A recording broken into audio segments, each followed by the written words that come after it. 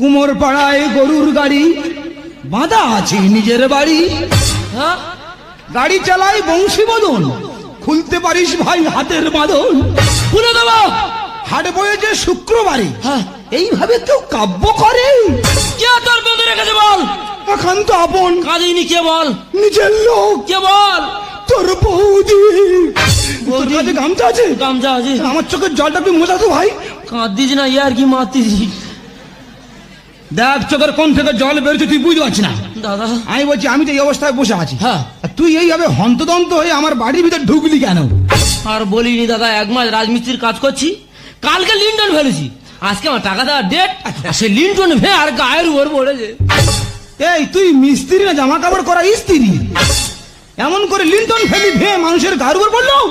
আরে ওদের আমি বলেছি বলে এই যে 2.5 ইঞ্চি ব্রেক নিয়ে আসবি, আচ্ছা, আচ্ছা। কোথাতে পিন ব্রেক না হাজির করেছে।